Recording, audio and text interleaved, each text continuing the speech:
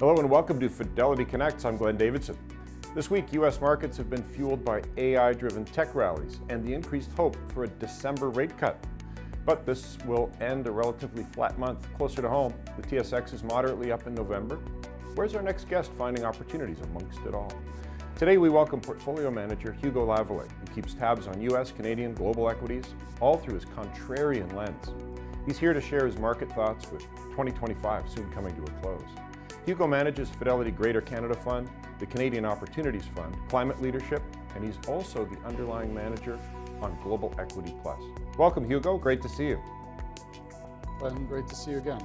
You and I had, I had the pleasure of speaking with you in Palm Beach last month, Scottsdale last week, and here we are today, but I should still ask, because so much has changed in the market the last 5 days, you're a contrarian guy. What are the gyrations in the last 5 days in the markets mean to you? Well, it's already changed since last week, Glenn. I think for me, the biggest thing that's happening is rate cut expectations going back up, right? Expectation of a rate cut going back up from roughly 50% at coin flip last week or 2 weeks ago to 80% this morning. And it's affecting the stock market, right? Cyclicals have been very tough. So if you look at Greater Canada and other funds that I run, the market's been very concentrated. Max 7, the other 93 stocks, roughly in the S&P 500, and then the bottom 400 been very difficult. And those are the companies that are under earning. They've had a cyclical problem. Margins have been tough. They've been facing a recession from consumer to transport. And we had one rate cut last year. We've had 2 up to now. There's expectations for more. So, that's affecting the stock market. So we've seen since roughly last Thursday, kind of a little bit of a change in leadership. So we'll see if that sticks. But I think it's related to, when there's cyclical and secular, and when the cyclical is not doing well, people pile into the secular stocks. And the only companies that can keep growing in a tough market. And if the cyclical comes back a little bit, I think my funds are kind of positioned for that. So we'll see what happens. Well, I'm sure our viewers are very interested to hear what you have to say, because it's been such an AI-focused vibe for a long time. And being contrarian is a refreshing change from all of that. So what are you thinking from a positioning in your portfolios right now? Yeah, I don't have a ton of Mag 7. I got less than 2% in Mag 7 of Greater Canada. So, I just think there's more interesting things to own at this point. I've owned, these stocks before. I did own them in, November of 22, and I've mostly kept them. But at this point, I think there's more interesting things happening. I think the market's very concentrated. I think it's okay to go back to Canada, right? Glenn, you and I talked about that in Arizona last week, right? That was kind of my big giveaway or takeaway I want to give to clients. I think it's okay to go back to Canada. I think commodities, walls are going back up. Companies have underinvested over the last 10 years. Markets are more fragile. There's less resiliency. And at the same time, we have financial repressions. What is financial repression? It's government policy to artificially depress their borrowing rates. Governments have a lot of debt. They want to keep stimulating the economy. So all of these things, I think, are leading to maybe a more keen focused market. We also have a new prime minister that wants to maybe export more commodities to global markets. We have countries that need it, like Japan, for example, right? Maybe they want a little bit less Russian gas, and Canada can be a provider for that. So all of these things together, and the signaling also that EM in Canada is outperforming the S&P 500 this year. So I think there's a lot of signal into that. If I put kind of 2 takeaways, it's commodities and back to Canada, and it's cyclicals. So less of that secular trend that's really dominated the market and more back to cyclicals, old economies. So that's what I've been doing. We'll see where that leads us over next few months. When you say old economy, it reminds me of the 90s when it was either your new economy or old economy, and you know what happened. And old economy turned out to be a very safe place for people to come back to. And so it's refreshing to hear you talk about that. You mentioned a new prime minister, new budget as well, investment in the country, infrastructure. Thoughts on the budget that was tabled a couple of weeks ago? Yeah, so we did a lot of work sector-wise. I wouldn't say there's a million takeaways. I mean, the one big underlying is um, back to infrastructure, exporting our energy molecules, exporting what we do best.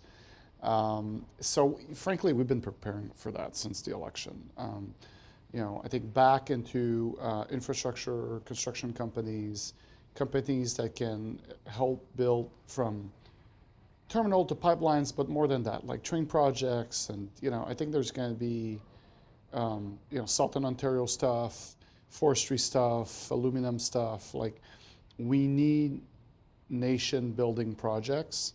Hopefully we get a little bit less fighting between provinces, and we got the will and the political will to do these, and it's driving some stocks up because from the Arctic to, again, the walls are going up. Where are you getting your energy from? And I think there's an opportunity there from a Canadian perspective. So we've been getting ready for that since April, and I think you're seeing in the stock price reaction. You mentioned about Canada doing more business around the world, obviously not being as focused on the United States, diversifying risk, if you will. How do you, as a portfolio manager, assess how that's going, what that could mean? Who can you tap into around Fidelity to help formulate a thesis for you? Well, within Fidelity, there's obviously, it's sector by sector, right? Talking to the analysts, like thumbs up, thumbs down, is the puck's going there or not? Outside of Fidelity, look, we don't talk to the Prime Minister nor the Cabinet, but we talk to people that do talk to them. So the feedback's been overwhelmingly positive on the plan, at least. So can you understand the plan? And, Glenn, like a lot of it's government policy nowadays. Like I used to, I like to find that little restaurant chain that's got 1,000 units, it's going to go to 10,000. But in the world we're living in, post-COVID, government policies are so important. Deficits are large, and they're driving policy, they're driving the stock market, right? I think it used to be a little bit more about the monetary cycle, central banks, less about policy. And I think since COVID, the world's changed. The deficits are too large. They make or break markets. So there's a bigger focus from me and us, reading a little bit differently. We're still bottoms up investors, but understanding policy, a little bit more macro, understanding where the puck's going in the world, and then you do your stock picking. So before you do your stock picking, kind of agnostic from trends, and now it's like pick your trends, then do your stock picking. So I think there's a little bit of focus, and that changes at the margin, a little bit what I focus on, what I read, right? A little bit more thought pieces, a little bit more macro pieces, but that's how I do it. Okay, let's talk about overall positioning as far as Canada to the U.S., because Greater Canada Fund is really a big chunk of Canada, chunk of U.S., very little internationally. What would your Canadian content be now? So I spent the last 10 years basically running 50-50, right, more or less. And now I'm trying to push Canada closer to 60, maybe not quite there yet. A little bit more international, Glenn. If you got that commodity lens, you're going to think about equipment manufacturers, people that can help, and providers of, because I think there's cash flow hitting the miners right now, and I think they're going to spend that cash flow. So if you're going for equipment manufacturers, there's some in the US, there's some in Scandinavia, there's some in Japan, there's some in Australia. So I would say I even have a little bit more international now, but it's all through that commodity lens.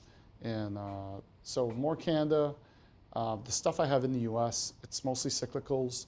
The US PMI has been basically in contraction for over 3 years. We're entering our 4th year, which is very unusual. We track the data since 1947. It's the longest contraction on record in terms of months. Not the deepest, but the longest. And I think, I definitely want to be exposed there. So from a little bit of US housing related names to industrials to transport to a little bit of consumer. We have an election in the United States in a year, and I think they'll want people to be happy, and consumer's been tough right now. So I think we have stimulus hitting fiscally and monetary next year, and with the things I have in the US, definitely a little bit more of a cyclical bend. Just picking up on housing and the consumer, I was reading this morning that people trying to sell houses in the States aren't seeming to get a bid. And we see that, I see it in my neighborhood in Toronto, and I'm sure you do as well. That's a sign, isn't it, of a cautious consumer. I think people can look at the stock market and think everything's great, but it's quite concentrated. Let's talk more about the consumer. What pressures are you seeing? Is there a leverage pressure as well for the consumer getting over their skis, if you will? Well, it's been this, I hate to use the term, but it's been this K-shaped economy, right? So if you work at NVIDIA, things are great. There's a malaise from a lot of young people. I'm going to still have a job because of AI. Housing's been very unaffordable. And look, both administration, both sides of the border understand that. And you're seeing affordability getting a little bit better. It's definitely a little bit better in Canada. And I think people understand that. So we need to have the will, the policies to kind of address that. We'll see. I just think from my perspective, the turnover's been so bad. It's been very difficult for a while. I do think at some point things will get better. So, I'm not like the most exposed to US housing, but I do have, especially in Greater Canada, have 2-3 quality names, good box retailer, good plumbing company. It's been terrible for 3 years. So I think at some point things will get better. But look, it's driving the way people vote. People feel a little bit disenchanted, especially if you're a younger person. I mean, you can say, oh, you got to work hard and everything, but if an affordability is really high, it creates this social malaise, and I think it needs to be addressed. And I think it's lasted a long time. So, I'm not going to bet the fun on that, but I'm definitely going to have some exposure there. As a contrarian investor, do you see opportunity within EM and EFI areas of the world? I leave that to other investors like Patrice and, maybe a little bit Dan, and Connor and Chris do a really nice job, right? So I don't know. I'm a North American investor. It's partly being contrarian. You need change. I think just change happens faster in North America. The other thing too is between my different mandates, I have to be 2/3 minimum in Canada at all times. So, I think it's a little bit of everything we've discussed. They're kind of similar. So Canada, I'm going to express that it's been US centric, right? Glenn, you were there. Like in 2010, we're trying to tell clients, look, you got to buy US stocks. And it was really tough to get a client. We're Fidelity, we have great US products. But it's really tough to get people to focus on that because it's had underperformed for so long, right? The compounded return of the S&P in 2010 for 10 years was 0. And you had lost money as a Canadian on the currency. Now it's a little bit the opposite. Let's try to get people to focus outside of, NASDAQ and S&P 500. And that's the message I want to give today to clients. So, Patrice is going to express it differently than me. Connor and Chris are going to express it differently than me. Dan's going to express it differently than me. I'm going to express it mostly through, bring some capital back to Canada. Let's look at two very popular areas, gold and silver. Thoughts? Precious metals, look, in a world of financial repression, it's not a bad word for them, a bad world for them. I'm a little bit worried that it's not super contrarian because a lot of people talk about it. So I'm going to a gold conference actually next week in Toronto, Tuesday, Wednesday. So I'm excited about that. They're a big part of the Canadian economy. The stocks look cheap. I mean, that's one thing we haven't discussed today. If you refocus on commodities, from our energy producers at $70 oil, or copper at the current copper price, $5 copper, or gold at $4,000 copper, these stocks are generating a lot of cash, right? In a world that we're really struggling to find companies generating a lot of cash, or the free cash flow yields are small, they're skinny, right? If you look at the Mag 7, the free cash flow yields are going down because they're becoming more capex intensive. A lot of good companies in aerospace, free cash flow yields are small, PE multiples are high. So, if you're trading at 40 times earnings, you're not trading at a 10% free cash flow yield. Right, you're trading at a 2.5% free cash flow, 1.5, depending on your capital intensity. So on the commodity side, it's been a little bit the opposite. We're finding tons of opportunities with double digits free cash flow yield. So I'm a little bit excited about that. I think eventually the companies are going to spend some of that capital. That's why I want to, of that cash flow. So that's why I want to be with some of the equipment providers. But I still think a big area of the market that we don't talk enough about is all these commodity providers and the free cash flow yield they're generating. And that's a big area of focus on mine. Hello, investors. We'll be back to the show in just a moment. I wanted to share that here at Fidelity, we value your opinion. Please take a few minutes to help us shape the future of Fidelity Connect's podcasts. Complete our listener survey by visiting fidelity.ca/survey, and you could win one of our branded tumblers. Periodic draws ending by March 30th, 2026. And don't forget to listen to Fidelity Connects, The Upside, and French Dialogue Fidelity podcasts, available on Apple, Spotify, YouTube, or wherever else you get your podcasts. Now back to today's show. As a contrarian investor, have you found that stocks you've classified as, or sectors as contrarian, are getting blurry? And I mean that because, or what I'm trying to say is, with AI and all the inputs that are related to data centers and so on, it's gotten broader than just chip stocks, tech stocks, and so on.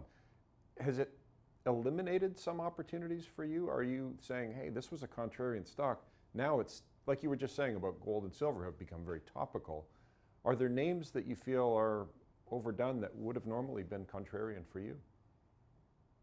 No, I actually think it's been a little bit the opposite, right? Because if you go back to what I said earlier, cyclical versus secular, the cyclical's been tough, right? From restaurants to selling boats to snowmobiles to housing to plumbing to transport. It's been tough. It's been really tough. And you see in the data, you see in the numbers, the companies have been under earning. So I actually think that the concentration into AI data centers, electrification, nuclear, all of these thematic has meant that the rest of the market's been a little bit left for dead. And I just don't think there's a lot of people playing in those waters. So I think it's the opposite, Glenn. I think the concentration of secular. So in a world that's not growing or not doing very well, what's growing and what is doing well gets a really big high bid. I've seen that before. I saw it in 07, where it was all about potash and energy. And Couche-Tard was 12 times earnings, right? Because nobody cared.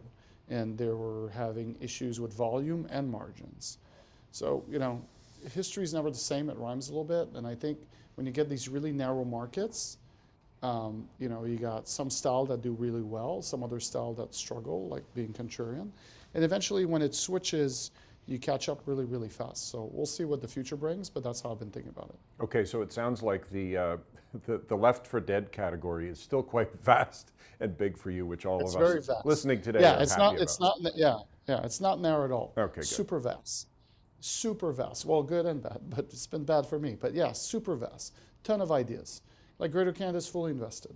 So it's not like we're running out of ideas here. So fully invested, you're not running a big cash position, if at all.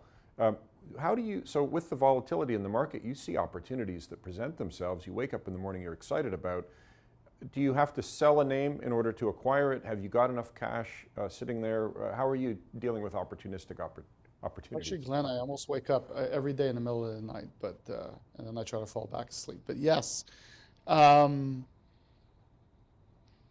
look, I mean, the fund's big. There's always things you can do, and there's liquidity, and I tend to own pretty liquid stocks. But I am fully invested. If I was looking at it yesterday, right? The fund was doing pretty well, and I'm like, do I want to push the cyclical bet? If I want to do it, I'm going to have to sell something. So you're staring at the funds, thinking, okay, what's my least favorite idea? And I can trim a little bit. So yeah, but it's okay. It's very manageable. Okay, it's not manageable. I see TD and Royal Bank in your top 10 for Greater Canada. Thoughts on financials in Canada? Okay, so on the banks, I think we had a strong thesis a year ago. We saw Canada having a tough time, and we didn't want too much cyclical exposure, i.e. to the consumer, to housing. And, frankly, I think I and maybe others had to pivot in August. I think it was a good thesis. I mean, Canadian housing is down 17-18% since the peak in February of 22. I mean, it's worse than 1990. It's worse than 2008, right? There's losses being taken somewhere, but it looks like the bank oligopoly has worked. I mean, their non-performing loans gone up, but it hasn't really created a credit cycle. So I had to pivot and buy a little bit more Canadian banks. And I own, I think, 4 of them right now in Greater Canada. And I'm still underweight. I'm not like I don't do a ton of financials. But I think we had a solid thesis. It hasn't worked out. We had to pivot a little bit. And, you know, with the Prime Minister we have focused on the economy, the Canadian Central Bank having cut interest rates, you know, I don't want to get too negative. And there's definitely losses. We've seen it in a few public companies. But, I mean, maybe famous last words, but we haven't, it looks like the bank oligopolies work. Some other people are taking losses. And so I need to be there a little bit more, and that's what I've done. That's what I've corrected the last 3 months.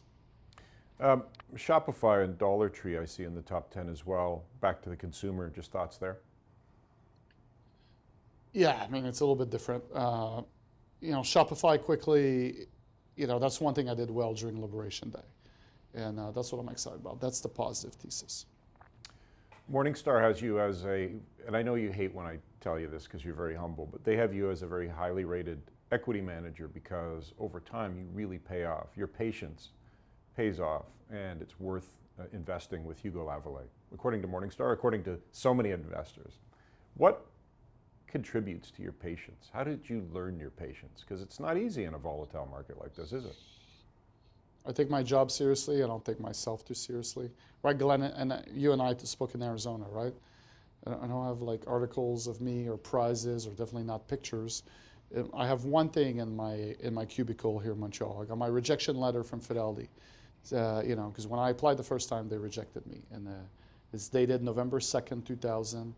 And I think it reads something like, every year it gets tougher, blah, blah, blah, blah, blah. And we're impressed by your resume, but you can't make you an offer. And, you know, we wish you good luck in the financial industry, and I think it will be successful. And now here I am. So I keep that on my desk to keep me humble. You know, patient is maybe my best virtue as an investor. It's also my worst. So it's a balance. That's why this job is intellectually stimulating. You know, it's a thin line between being patient on a security and being stubborn. And I'm still learning that skill 23 years in. For me, you know, contrarian works over time because a lot of people can't do it, but it doesn't work all the time. And it hasn't worked the last 18 months. And I'm optimistic and hopeful that it will work in the future again. And I think I've lived through markets like these where the market's really concentrated into secular ideas. So the cyclical is really bad. So I've definitely been more focused on the cyclical part of it and looking forward to, you know, things picking up. All my money's in my funds. I haven't bought a PA stock in like 15 years. I'm all about fund holders. My money is in my 3 products. All my investment money is in my 3 products, like 99% of it. So I'm excited about like doing well and keep compounding capital over time. And you know, every time I see that rejection letter on my desk, you know, it's a reminding to grind and work hard, and that's what I'm doing.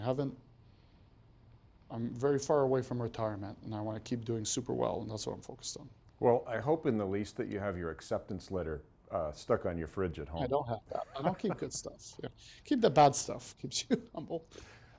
Hugo, you are also accessible through Global Equity Plus. You, Dan, and Mark. Can you talk about the merits of Global Equity Plus? Glenn, you came up with it. Neapolitan ice cream, right? So it's a party pleaser, right? And there's something for everybody in there. And you know, and what I like about us being compared to Neapolitan ice cream is it keeps clients in the game, right? Like right now, I've had a tough 18 months, but hopefully clients of Global Equity Plus, they're still pleased, right? Because Mark's done a really nice job. Dan's had a good year with Canadian Large Cap. And like I told you in Arizona, Glenn, I can't wait for a client to come up to me. I'm so happy you're part of Global Equity Plus. You know, you're doing so well. You're pushing the fund up. So I can't wait for that day. But I think in this world of financial repression, where governments are using policies to all make us a little bit poorer over time, it's super important to keep compounding your capital, like really important. And we're our worst enemies as human beings. We get shaken out, you know, oh my God, you know, market's down 20%, or I own this value fund, or this contrarian fund hasn't done well, and I should switch, and I should go to cash, or whatever. And just we need to keep our clients in the game to do better over time. And I think it's a reality and a sadness that people get in their own ways of not staying invested. So why I'm super excited to be part of Global Equity Plus, and we're selling millions of dollars every day, is to keep clients in the game. It's never going to be on top of the sheet. It's never going to be at the bottom of the sheet. We're going to keep clients in the game, and I'm very blessed and happy to be part of that product, and I want to keep promoting it. And I think we, look, we're not saving lives here. My wife's a next nurse practitioner. I literally saw her save a life once in a restaurant on a woman choking on food. That's not us here. We're not making the world a better place, not saving lives. Well, we'll stick with your ice cream analogy. I know our viewers are thinking vanilla is just fine. So, Hugo, your patience is appreciated, and it's going to definitely pay off, and it has in the past. Thank you very much for your time today, Hugo Lavallée. Thanks for watching or listening to the Fidelity Connects podcast. Now, if you haven't done so already, please subscribe to Fidelity Connects on your podcast platform of choice. And if you like what you're hearing, please leave a review or a 5-star rating. Fidelity mutual funds and ETFs are available by working with a financial advisor or through an online brokerage account. Visit fidelity.ca/howtobuy for more information. While on fidelity.ca, you can also find more information on future live webcasts. And don't forget to follow Fidelity Canada on YouTube, LinkedIn, and Instagram. We'll end today's show with a short disclaimer. The views and opinions expressed on this podcast are those of the participants and do not necessarily reflect those of Fidelity Investments Canada ULC or its affiliates. This podcast is for informational purposes only and should not be construed as investment, tax, or legal advice. It is not an offer to sell or buy, or an endorsement, recommendation, or sponsorship of any entity or security cited. Read a fund's prospectus before investing. Funds are not guaranteed. Their values change frequently and past performance may not be repeated. Fees, expenses, and commissions are all associated with fund investments. Thanks again. We'll see you next time.